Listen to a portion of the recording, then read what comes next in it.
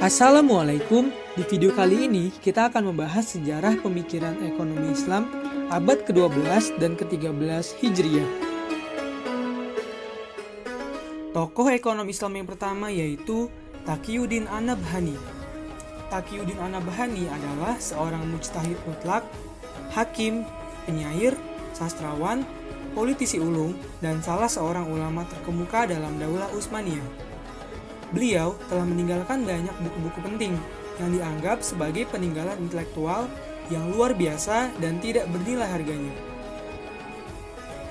Karya-karya dari Taqiyuddin An-Nabhani kurang lebih ada 33. Salah satu karyanya yang terkenal yaitu Asy-Syahhiyah Al-Islamiyah yang telah diterjemahkan dengan judul Kepribadian Islam. Buku ini membahas tentang hakikat kepribadian. Menurut Taqiyuddin An-Nabhani, kata ekonomi bukanlah makna bahasa yang berarti hemat, juga bukan berarti kekayaan.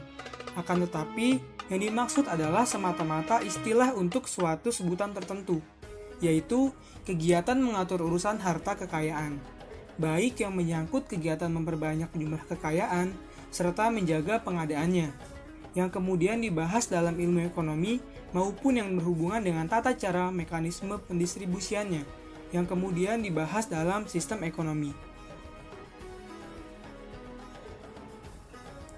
Menurut Taqiyuddin An-Nabhani, sistem ekonomi dalam Islam dijalankan atas 3 asas atau prinsip, yaitu konsep kepemilikan, pemanfaatan kepemilikan, konsep distribusi kekayaan.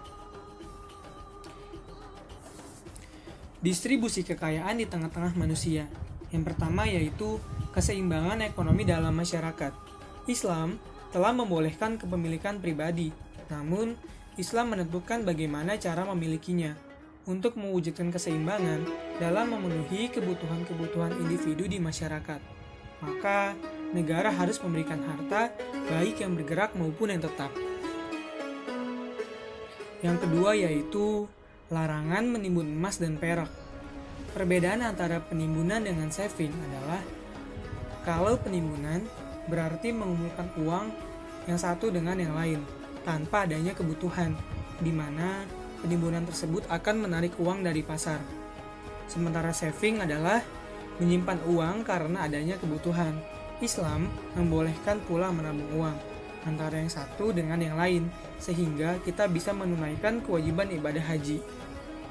Tokoh ekonomi Islam yang kedua yaitu Abdul Qadim Zalum. Dia adalah Al-Alim Al-Kabir Syekh Abdul Qadim bin Yusuf bin Abdul Qadim bin Yunus bin Ibrahim. Syekh Abdul Qadim Zalum lahir pada tahun 1342 Hijriah atau 1924 Masehi. Menurut pendapat paling kuat, beliau lahir di kota Al-Khalil, Palestina. Karya-karya Abdul Qadim Zalum. Salah satu wacana tentang sistem ekonomi Islam adalah pembahasan keuangan negara dalam Islam yang digagas oleh Syekh Abdul Qadim Zalum dalam kitab Al-Amwal fi ad-Daulah Al-Khilafah. Kitab Al-Amwal fi ad-Daulah Al-Khilafah adalah penjabaran khusus dari kitab An-Nizam Al-Iqtisadi fi Al-Islam atau sistem ekonomi di dalam Islam yang merupakan karya dari Syekh Taqiyuddin An-Nabhani pada bidang keuangan negara.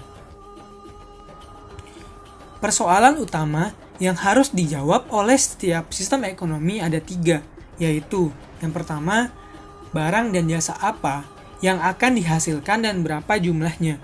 Yang kedua, bagaimana pola atau cara memproduksinya. Yang ketiga, untuk siapa barang tersebut dihasilkan, serta bagaimana pola distribusinya ke masyarakat. Pos pemasukan negara. Pendapatan negara terdiri dari beberapa pos, yaitu pos fai dan horoj, pos kepemilikan umum, dan pos zakat. Fungsi distribusi pendapatan dan belanja negara menurut Syekh Abdul Qadim Zalum. Fokus distribusi pendapatan dan belanja negara menurut Syekh Abdul Qadim Zalum terkait dengan politik ekonomi negara. Prinsip dasarnya adalah khilafah harus menjamin kebutuhan pokok rakyat sebagai individu per individu dan bukan melihat kebutuhan masyarakat secara keseluruhan, serta memberikan kesempatan seluas-luasnya kepada masyarakat untuk memenuhi kebutuhan sekunder dan tersiernya.